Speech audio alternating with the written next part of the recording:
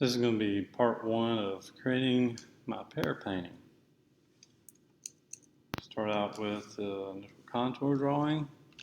I'm going to be drawing not on the glossy side, but on the matte side. Just easier to erase, that's all. Okay. So I want to try to keep as much space around it, particularly I want to be able to leave enough space on the left for my cast shadow. So I don't want to draw too close as far as over here to the right hand side.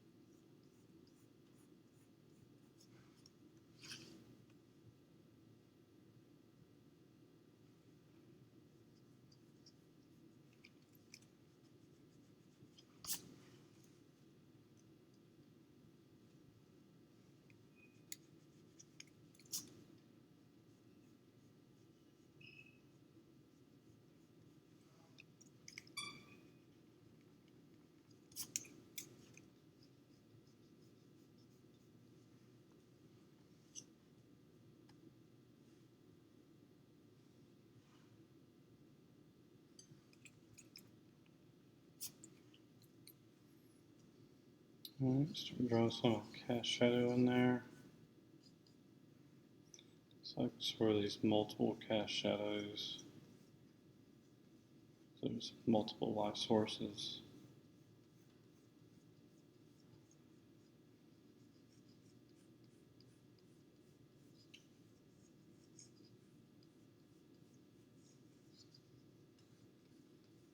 It's not a hard contour right there, but I can soften that up as I paint it. As long as I've got something to guide me. Again, I can kind of do things like that to kind of soften that up. Or even do things kind of like that. Just to kind of suggest a soft edge there. And not a hard edge. So I don't want you to think there's going to be a hard edge there, but there's not. Okay.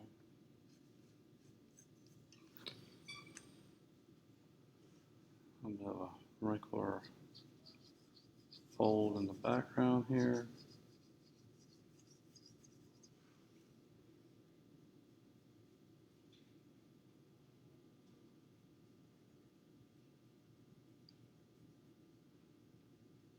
Put the stem on there.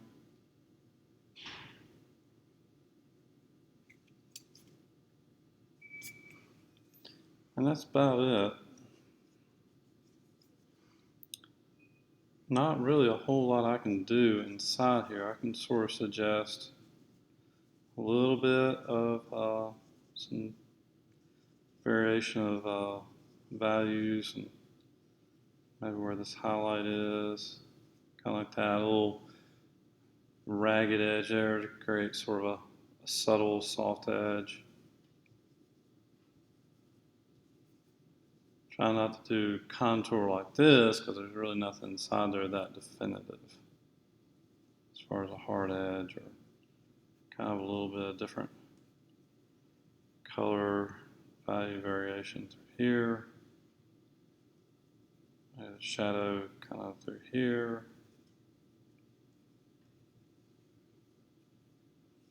Not really a whole lot I can do, textures and stuff are here, but I can just go in and paint that rather than really spend a lot of time drawing that.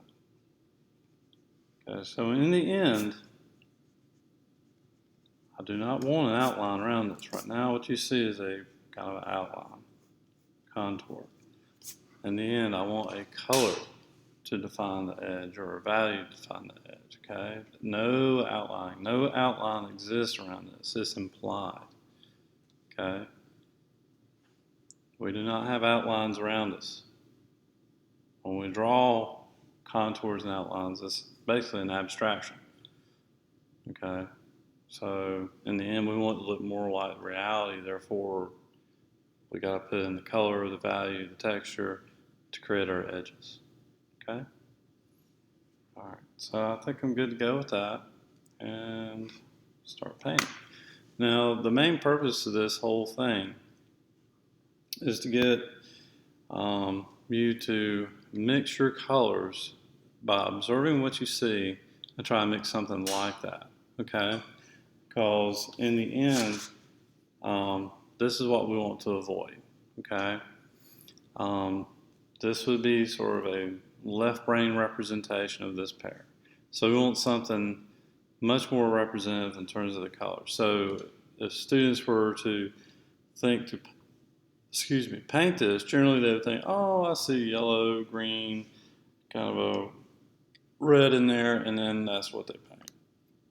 And so therefore, yeah, okay, they did enough to at least see the green and the red in there, but it's not that green, it's not that red, it's not that yellow.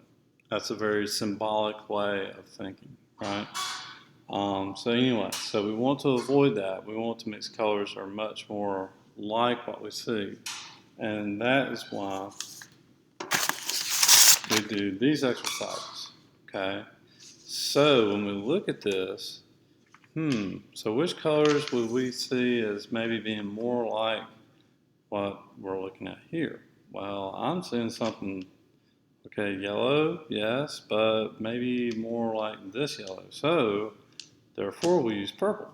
So you wouldn't normally think to use purple, but that's what you do to neutralize the yellows, add purple to it, to complement the opposite.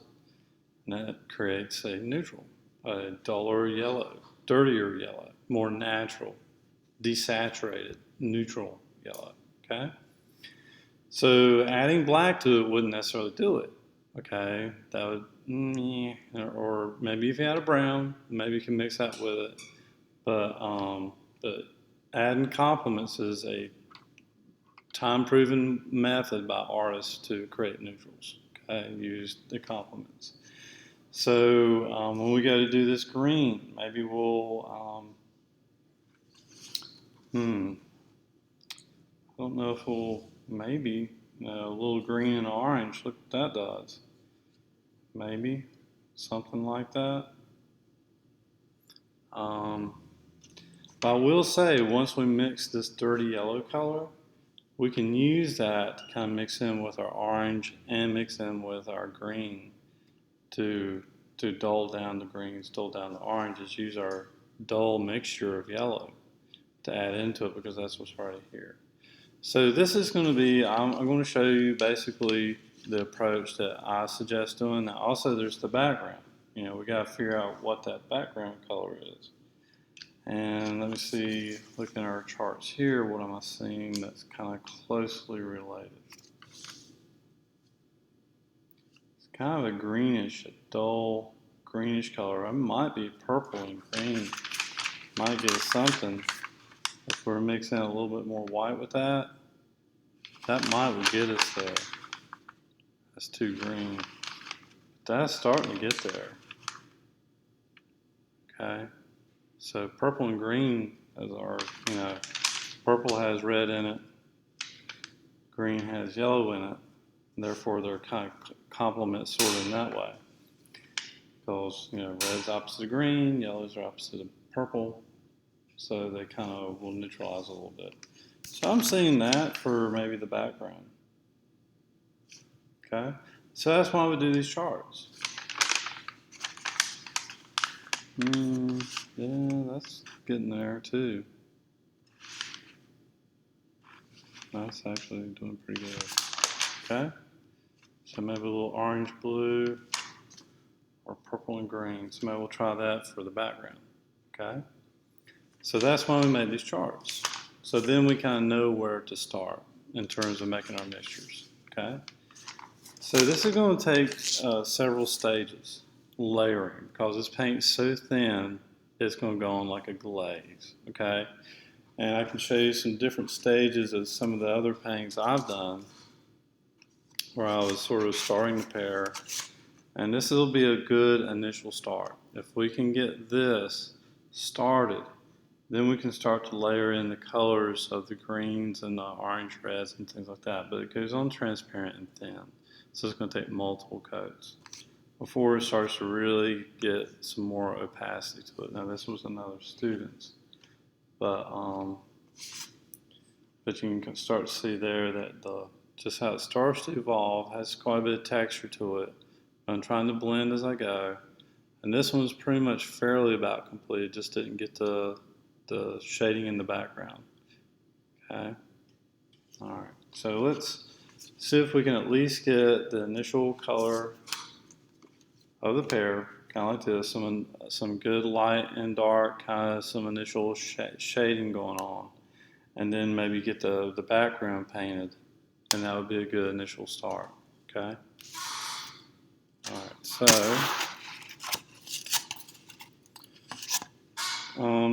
really should have a scrap piece of paper, so I'd like to show y'all a little technique. I'll just use my scrap little piece of poster board here. I used to kind of fan off with, because it really helps to do something I'm going to show y'all in terms of testing your colors out. Okay, so all right, so I got my water, got my paper towel, got my brush. I guess that size brush would work. Maybe something a little bigger. Maybe that size. Amazing this size, because I really am kind of just blocking in today. Alright, so then I can switch off to a smaller size if I need to. Okay, so this is just using a flat. I will start out with kind of initially the background. Alright. So, like I said, that purple and green seem to work pretty good for a potential background.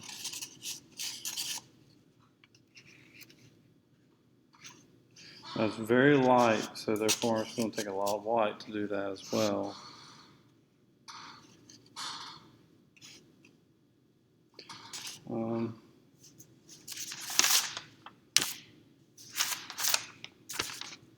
Kind of equal amounts purple and green. So let's try that. Or it might end up being that orange and blue.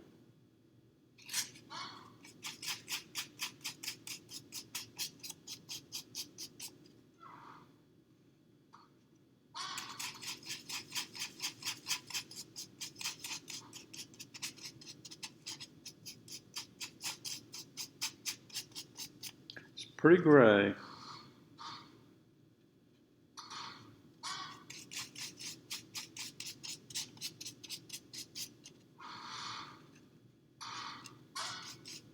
And gray is a neutral.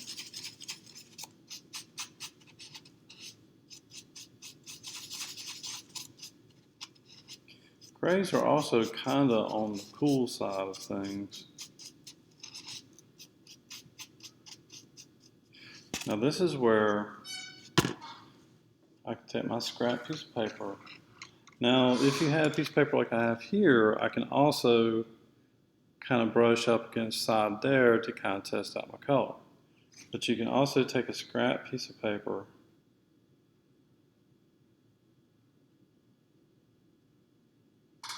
and do something like this.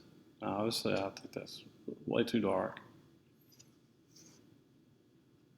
So what I'm going to do is add a little white to it, but I'm also thinking we might need to put just a hint of orange in there. It's a little too cool. A little too colorful, and that orange I think will kind of knock it back a little bit, because warm versus a cool will definitely get you results of a gray neutral, something less intense as well. So I notice I'm not mixing up a big batch of color yet, because I'm just trying to mix and match my color for my background right now to find out what it's going to take. Then I can make a bigger batch of that color.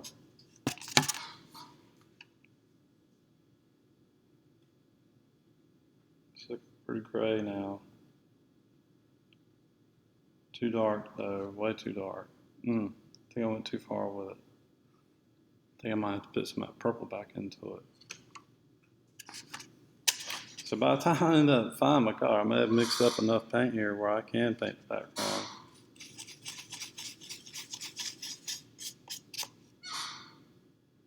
But the colors do kind of vary a little bit. They kind of look kind of different in different locations, depending on where it is. And the thing about it is like, if you can find the varied colors within the image you're looking at, it's going to be much more interesting if you can paint varied colors versus just one solid type of color.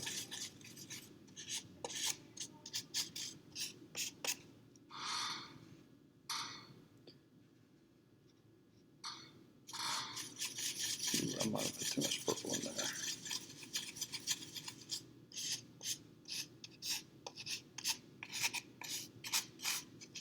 And the thing about it is if I just mix a gray for the background, like just plain white and black, I would not have a very interesting color for my background.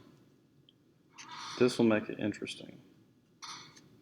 Seeing kind of little, very desaturated color can make it interesting.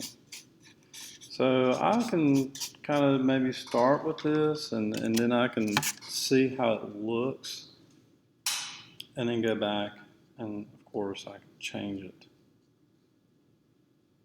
and adjust it. But again, this is just the blocking in phase.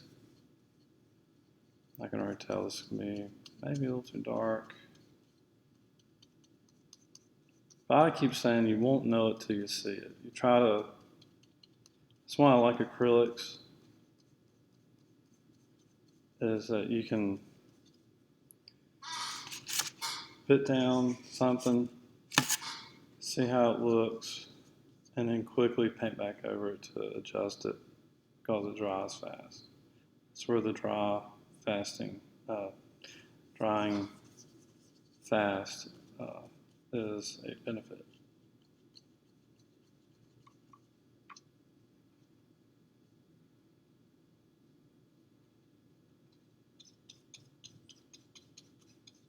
Plus, I said how this goes on thin. I can then, put layers of kind of glazing to adjust. I'm getting paint on there, but I don't want to get paint on my table necessarily, but that's okay. It can come off the table, okay. That's where you might want to have something down your surface to not get paint on. Now, didn't have enough paint for that, so I have to mix some more. That's okay, that means I'll get better as I go. So looking a little, I put a lot of purple in it, and then it's got to get warmer, I think. It's particularly over in this area, it just got a little too. So let's try the orange and blue. See what kind of results I get with that. Well, I'll get a brown, I know. If I put a little more blue in it, it's going to make it more of a gray. I think of gray as more of a cool, and brown is a warm, as far as neutrals go, because we typically think of brown and gray as a neutral. Yeah, so it's pretty good.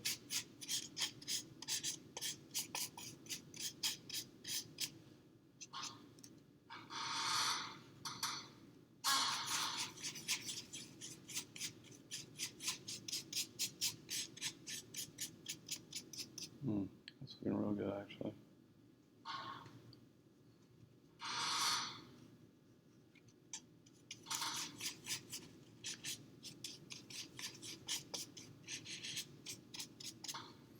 Again, I can add water to this. Maybe thin it down a little bit. Extend it.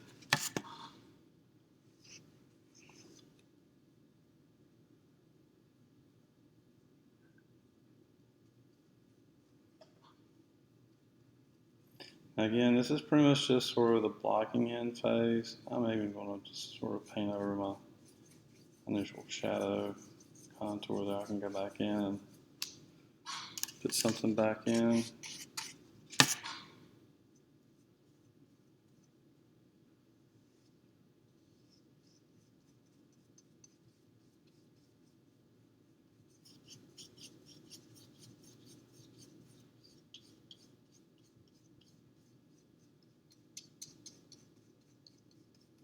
Okay, I can tell this is getting it's getting closer.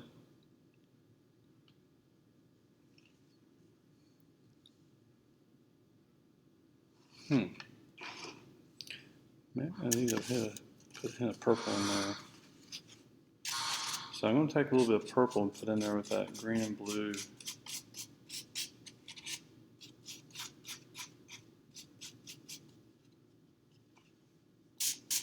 Turn that down quite a bit.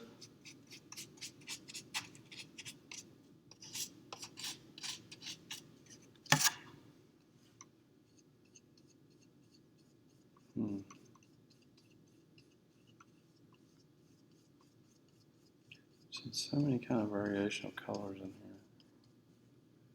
I'm not quite getting it just yet. I'm going to go towards pink. I'm going to add a hint of red in this. See if I can pink this up a little bit. I'm really not able to see this until I see it side by side. Until I see how the colors are reacting. Now, obviously, usually you can't have something, a paint all the way to the edge you can put on top. And that's why you want to take something like this and be able to hold it up to it sometimes, okay?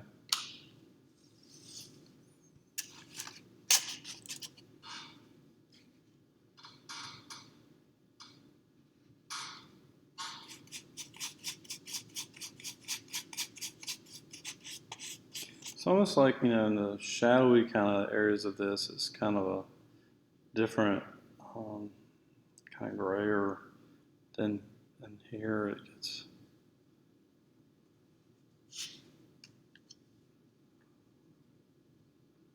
kind of a little kind of purplish.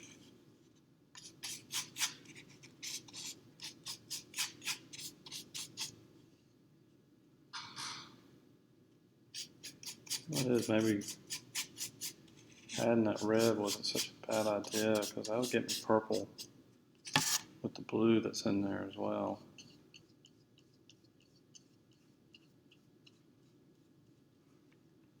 looking pretty good there.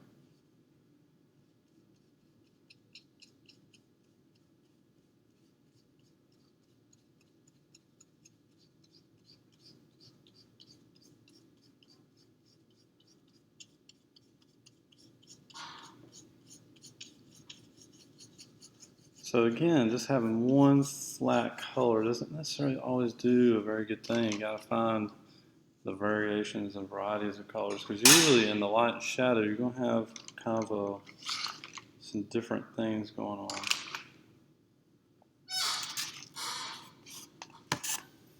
Alright, so ultimately I think my mixture really was sort of that orange and blue with a little bit of red in it.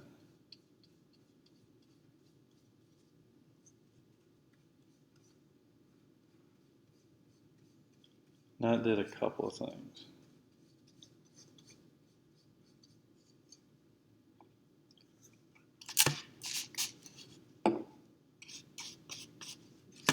That red with the blue kind of gave it more of a purple.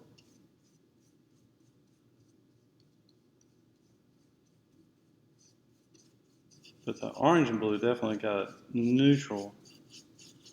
But the red just put a little bit of pinkish and purple, warmed it up a bit. Feeling pretty good about that. Just got to go in and do some of the lighter things now. So let's try that. I'm just going to see how this looks lightened up a bit more.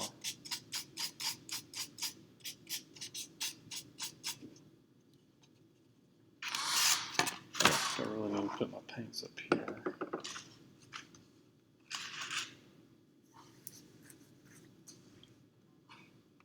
Keep my palette right here.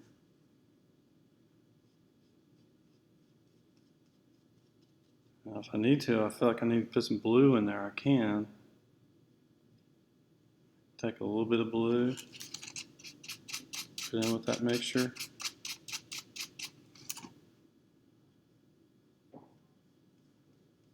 Bring some of that blue out. I'm sanding in there a little bit.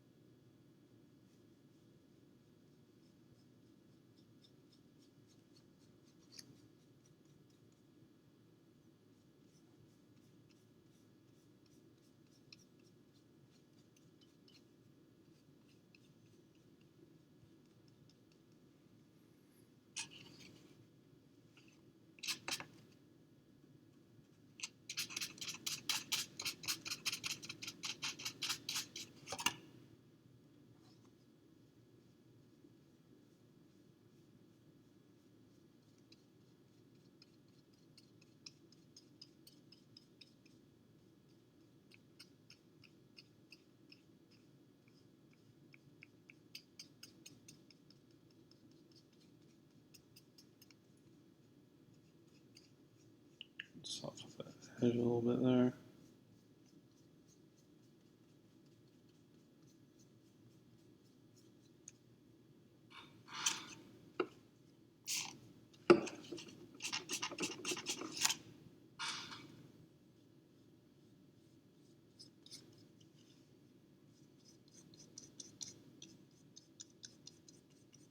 I put it on kind of like a dry brush, kind of a little glaze there, kind of way, kind of thin.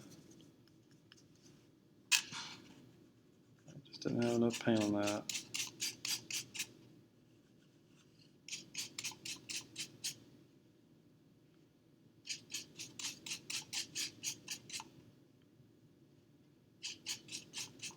Add blue to that.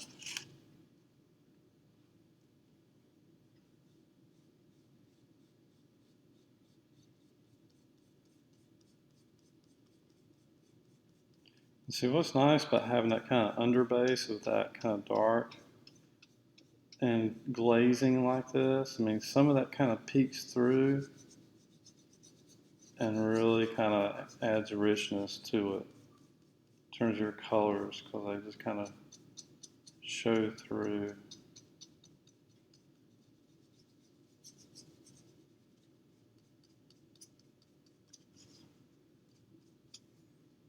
Kind of go a little darker.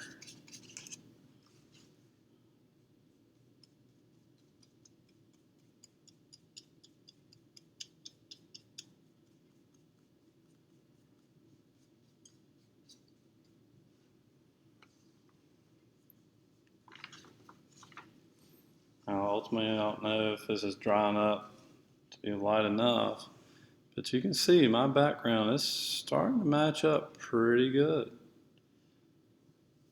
Mine looks maybe a little greener than what it should be, or maybe a little bluer. It should be a little pinker. So it is close. You know, not to be exact. I mean, it might not be exact. That's not necessarily what we're going for to a degree. I'm getting something definitely is not generalized.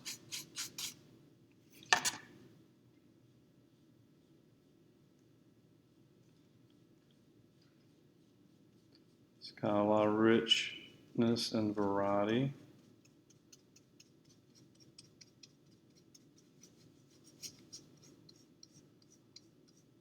Just to be some kind of a background.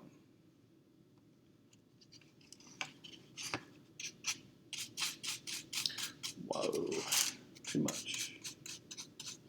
Red is very, very powerful.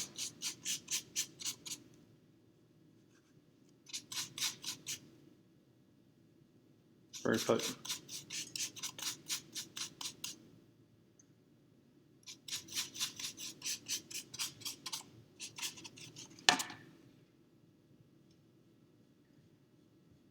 Not took it too far. It's actually not looking too bad. Sometimes you gotta take it too far.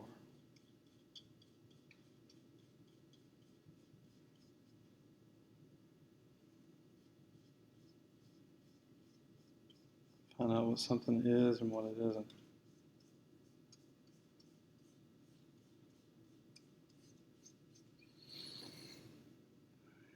A little too pink there.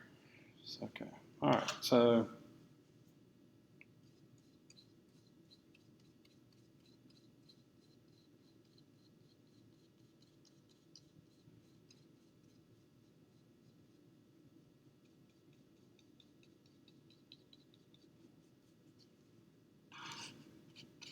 kind of lost my original mixture there, which isn't a good thing. I need to really should save some of that. I have to remix it again.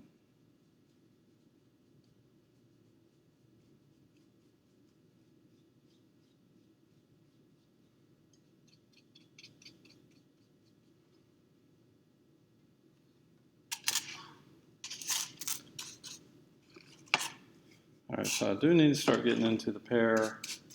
Spent quite a bit of time on this background. It's really helped me learn the color that's there.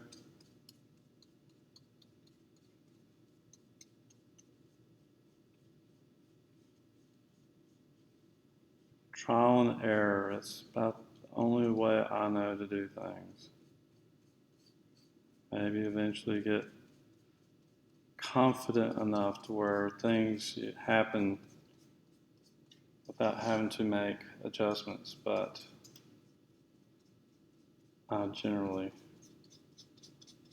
just can't work quite like that. I have to kind of get in there and wrestle with it, maybe get frustrated, feel like I'm losing this battle before things finally start to kind of develop and start to work out. So definitely, you know, you gotta have sort of a stubbornness to want to kind of stick through it and work through the difficulties.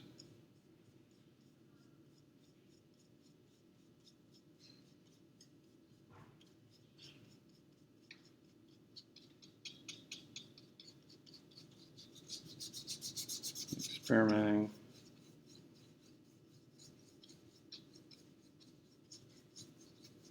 And the main key thing here was, I tried to create, a background that's not just plain white, black, and mix a gray and put on there. This has a lot more richness and variety than that. To do that, then that really is a true neutral and has no color. There is some color in this.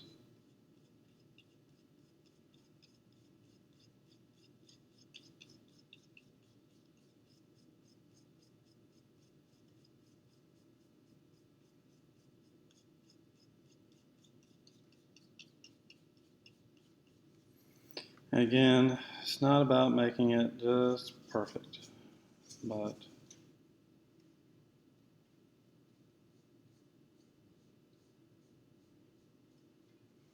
do want to create something that's fairly similar.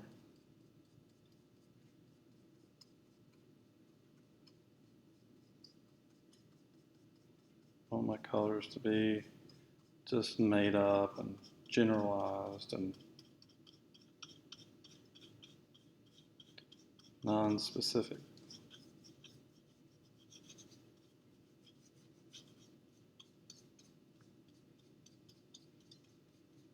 The things we see generally have more richness and variety than what we could just make up.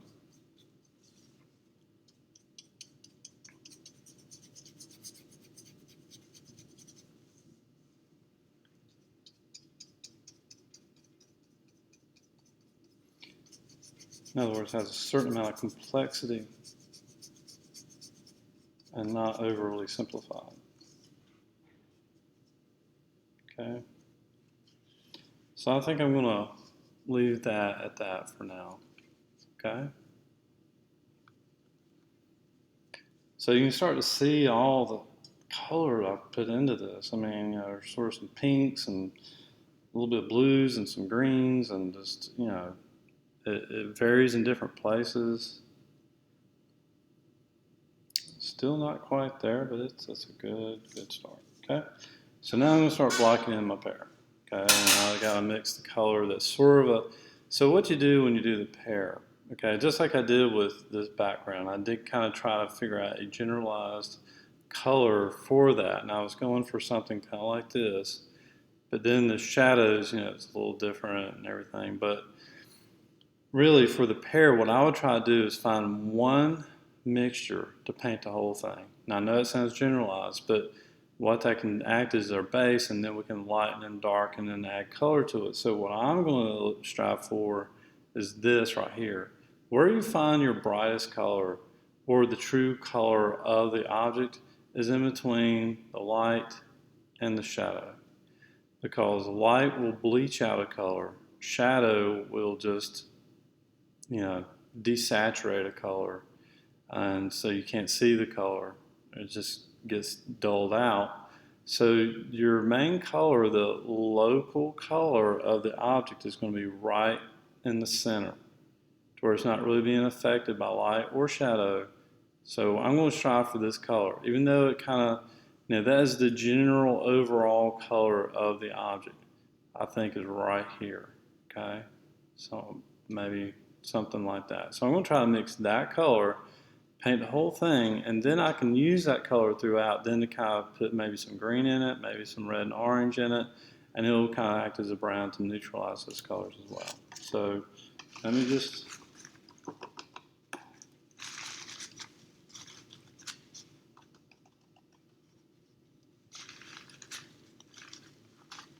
rinse off my brush real quick. So, of course, it's mostly yellow. My plate I can use here. And again, it was purple. Purple is the color that will neutralize it. So I got purple. I'm going to start very more yellow than purple, because purple can then overpower it. So yellow is a fairly weak color. And you're going to get a very dirty yellow, which is what we're striving for.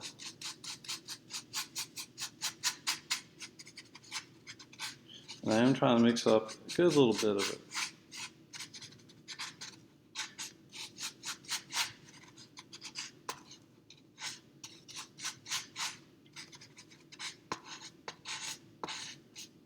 I'll probably have to mix it up twice. Okay.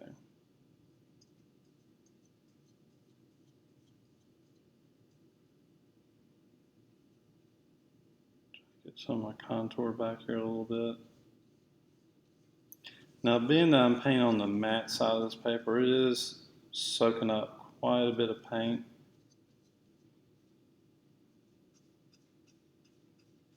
But once you paint, usually when you paint on something, you prime the surface first, like you coat it with something to kind of seal it, and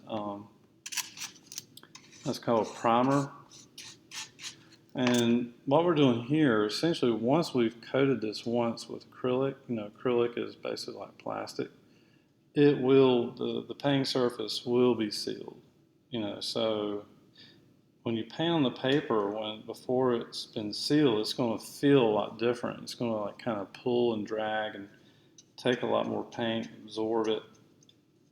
And but once you've painted one coat, you're going to tell a big difference in terms of how it feels when you paint on the surface, because it's then sealed.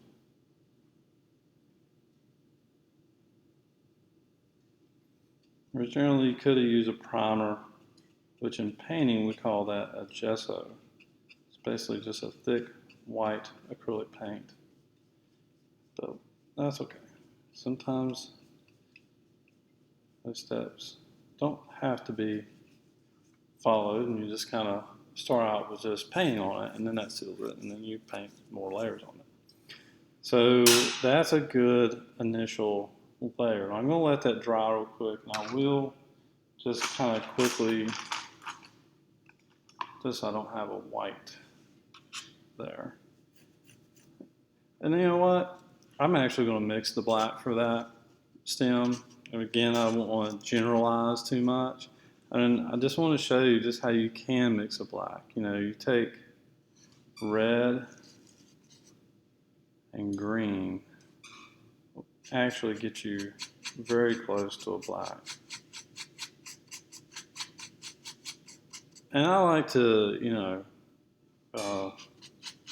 do whatever I can to mix and have color in it. And that's the way the Impressionists work. They just did not want to use black at all in their paintings, because they always wanted to have color in it. And even with this, even though it looks like a black, it was made with a green and a red. So that way it still has some color in it.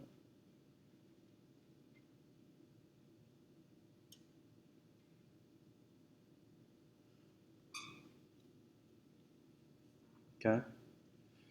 All right. So now that I've kind of got everything in there, I wish I hadn't.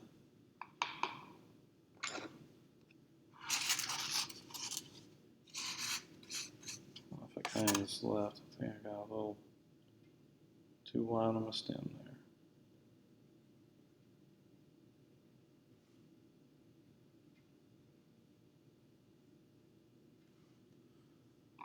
Okay. So now I'm going to take my original yellow mixture, and of course it didn't go very far, so I'm going to need to mix some more.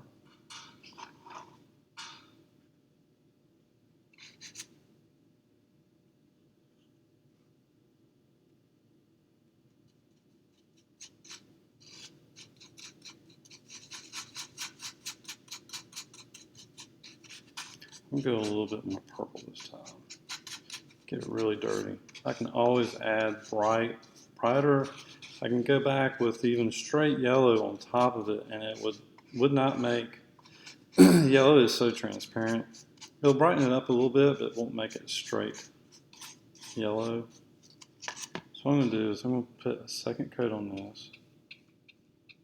It's going to get a little bit more opaque, probably a little more dark, because right now this is pretty thin. It's showing still the white of the paper showing through. You can tell just how thin it is by this kind of background initial color that I put down is kind of still showing through it.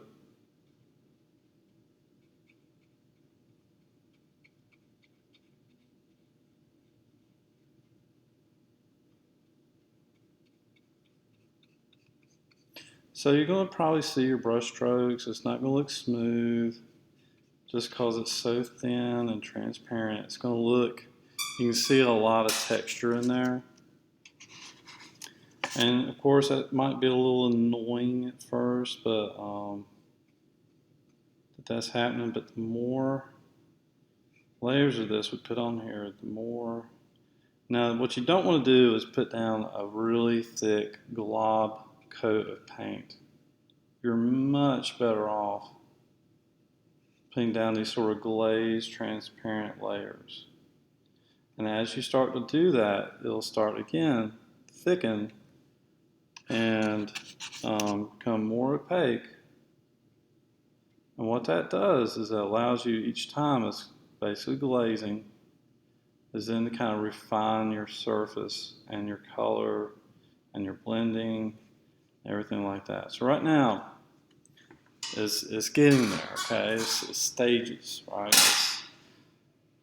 It's not quite there yet, of course. You know, now I got to start kind of tweaking things a little bit, and I'm starting to see a little more orange that needs to be maybe go in there. You know, when you add white, it really does add to the opacity. Right now, this is very generalized, blocked in color. Now I got to start to go in and kind of do some of the little adjustments, okay? And I might start maybe with a little bit of the shadow area. So what I'm going to do, let's see. I don't think I have much of that left. I'm going to add a little more purple to it. That's going to actually darken that up some. Because purple is a really dark color. And that's making a really nice kind of brown there. It's kind of dark. So I'm just kind of going and laying sort of initial shadowy side with that color. We're just maybe just a little more purple in it. I'm going to start trying to blend here if I can. I got a little spot there that's frustrating. So it didn't dry yet and peeled up some of the paint that was there, so I have to let that dry before I paint back over it.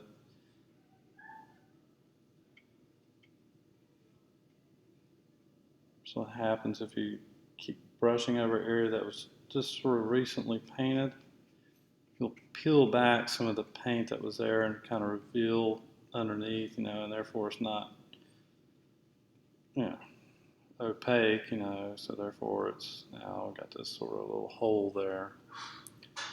Again, it's looking rough, but the more coats I put on there, the more it'll start to smooth out. Let's see if I can put something in that spot, but I might make it worse if I'm not careful.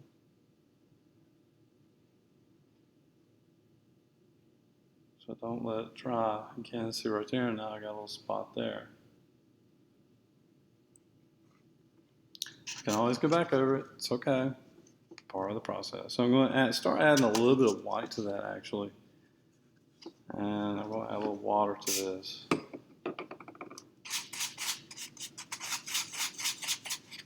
Now you're going to really start to see the paint start to get more opacity once you add white to it, because white's just fairly opaque in itself.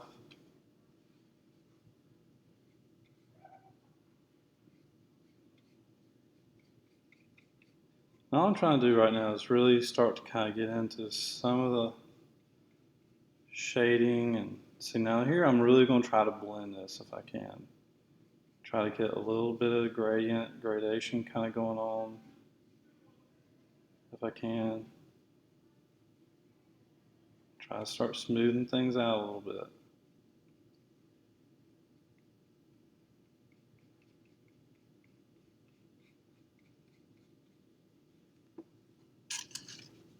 Again, I'm getting these little holes coming up because I'm really not letting this dry like I should. Kind of rushing through this because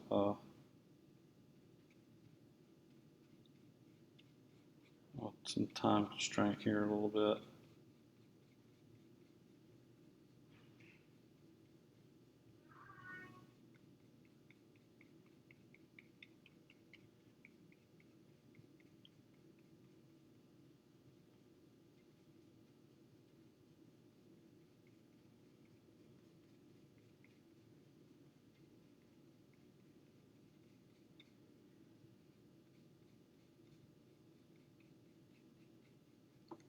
So I'm going to try to cover up those holes real quick. Maybe put another coat on this side before I stop. I need to kind of really fan this off and let it dry. Maybe I'll put a hint of that green in there this time. And maybe I'll put a hint of the orange or red up there and then I'll stop the video. Okay. So I used up all my color. So again, start with the yellow. Quite a bit of purple in it.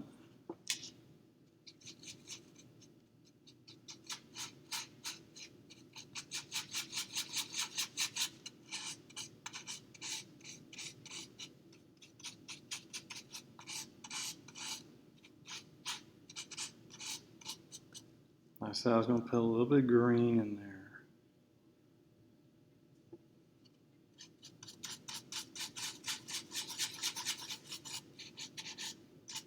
It might end up not quite the right color just yet, but it can be an initial kind of start to this.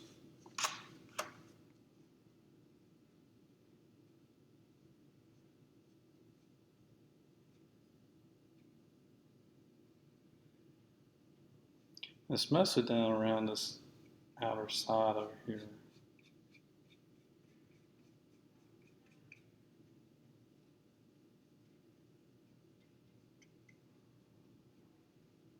Put some of that down, maybe put a little more opacity.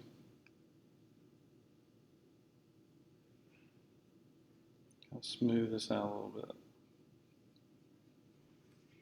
Okay. So I'm going to put a hint of orange in it.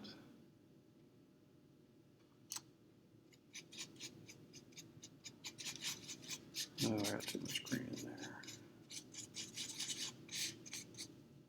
A little bit of orange in that.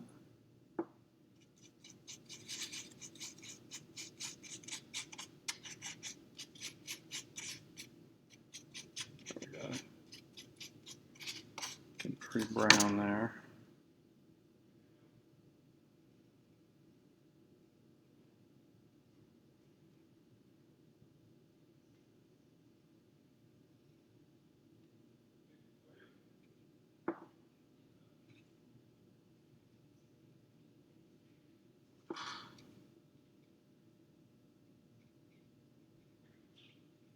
Now it may not be close in color or anything just quite yet, but at least I am getting more opacity.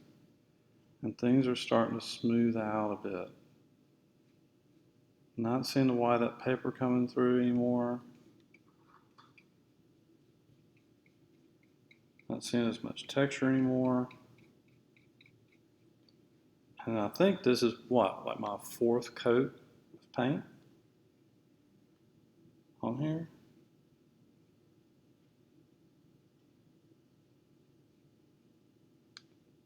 I want these holes to show up and not let it dry. I really should allow this to dry a little bit more in between coats because I'm getting these little holes to kind of come in there. Now I kind of went from the shadow side maybe a little too far into the light side now. Now I could go back with the light color back over. I may do that real quick. May just even use what's kind of on my brush. Add white to that and see what that looks like. Ooh, I'm liking that.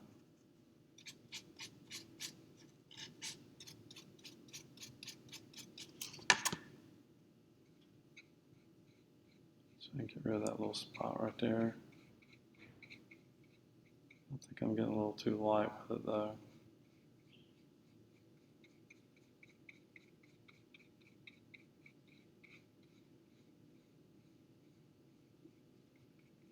Yeah, definitely a little too light, but let me put some of that dark back into it a little bit.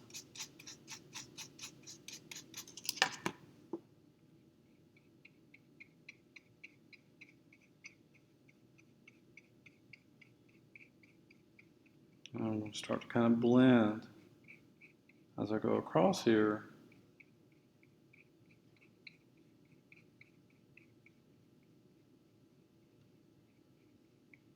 The hole's starting to come back through, so I'm not letting it dry enough.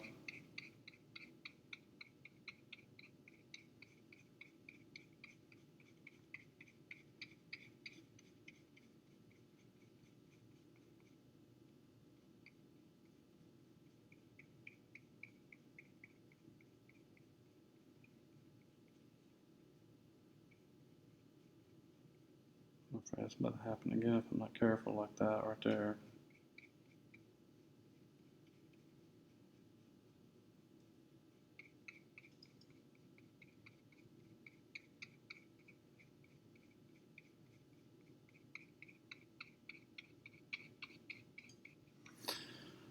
All right, so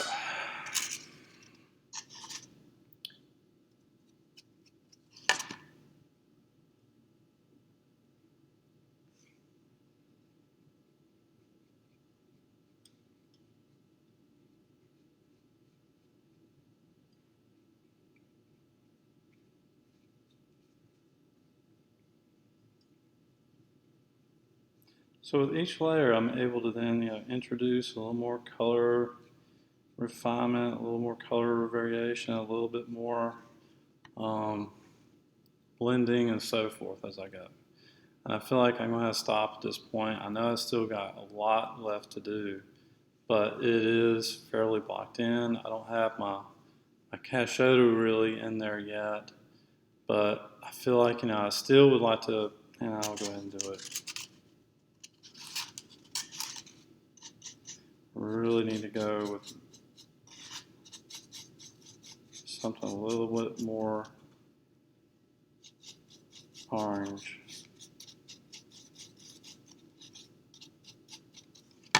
Up in here.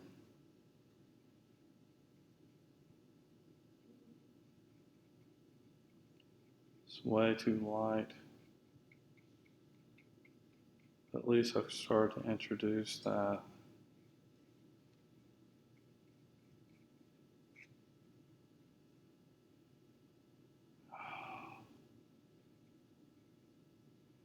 There's that hole again.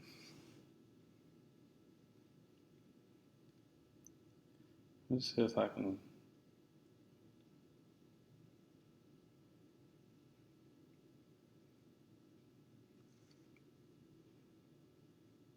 pull some of that color around it over it.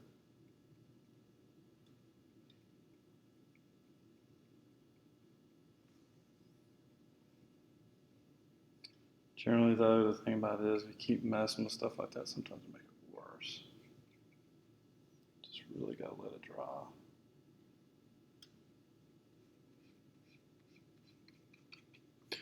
Okay. So now I got a little bit more orange kind of going in there a little bit.